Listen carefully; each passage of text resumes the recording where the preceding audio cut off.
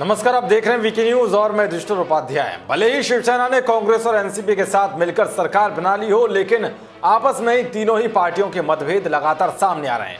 गौर करने वाली बात तो यह है कि किसी भी बात को लेकर अगर तीनों ही पार्टियों में कोई सबसे पहले झुकता है तो वो शिवसेना ही है।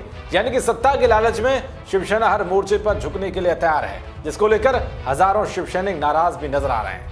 मगर अभी हर किसी के जहन में कई सवाल हैं कि आखिर कट्टर हिंदुत्व छवि वाली पार्टी शिवसेना ने सेकुलर पार्टियों के साथ समझौता कैसे कर लिया।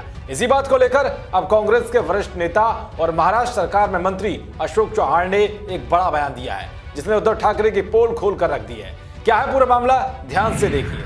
दरअसल महाराष्ट्र में शिवसेना जैसी पार्टी कांग्रेस के साथ गठबंधन को कैसे तैयार हो गई, इसके खुलासे धीरे धीरे होने शुरू हो चुके हैं। इसी कड़ी में कांग्रेस के वरिष्ठ नेता और महाराष्ट्र सरकार में मंत्री अशोक चव्हाण ने एक बड़ा खुलासा किया है। अशोक चव्हाण ने कहा है कि कांग्रेस की अंतरिम अध्यक्ष सोनिया गांधी ने शिवसेना अध्यक्ष उद्धव ठाकरे से लिखित आश्वासन लिया था कि वो संविधान के दायरे में रहकर सरकार चलाएंगे। अगर ऐसा नहीं किया तो कांग्रेस उनसे समर्थन वापस ले लेगी। हमने ये बात उद्धव ठाकरे को बताई, शिवसेना ने इसे स्वीकार कर लिया, जिसके बाद कांग्रेस शिवसेना के साथ सरकार बनाने के लिए राजी हुई। बता दें कि पिछले साल नवंबर में हुए महाराष्ट्र विधानसभा चुनाव में बीजेपी और शिवसेना गठबंधन को जीत मिली थी। चुनाव परिणाम आने के बाद मुख्यमंत्री पद को लेकर शिवसेना ने गठबंधन तोड़ दिया था। इसके बाद शिवसेना ने एनसीपी और कांग्रेस के साथ गठबंधन करके महाराष्ट्र में सरकार बना ली थी। इस सरकार के बनने के बाद राजनीतिक गलियारों में चर्चा शुरू हो गई थी कि आखिर शिवसेना जैसी पार्टी बिल्कुल उलट विचारधारा वाली कांग्रेस और एनसीपी के साथ गठबंधन को कैसे तैयार हो गई।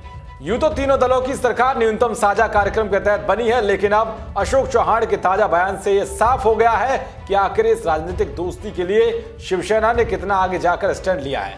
किस तरह से शिवसेना ने अपनी कट्टर हिंदुत्व वाली छवि को दरकिनार करके सत्ता में ही भरोसा जताया। साथ ही अशोक चव्हाण ने यह भी कहा है कि सोनिया गांधी ने प्रदेश कांग्रेस के नेताओं को यह भी बताया है कि अगर सरकार उम्मीद के मुताबिक काम नहीं करती है तो पार्टी को उससे अलग हो जाना चाहिए। हमने ये बात ठाकरे को बता दी थी और वो इससे सहमत थे और हमने सरकार बनाई। तो वही महाराष्ट्र के पूर्व मुख्यमंत्री देवेंद्र फडणवीस ने मीडिया से बातचीत करते हुए कहा है कि गठबंधन में शामिल दलों को अगर विश्वास शिवसेना पर नहीं है तो शिवसेना सरकार में क्यों है। बता दें कि हाल ही में अशोक चव्हाण ने कहा था कि हम शिवसेना के साथ गठबंधन में मुसलमानों के कहने पर शामिल हुए थे।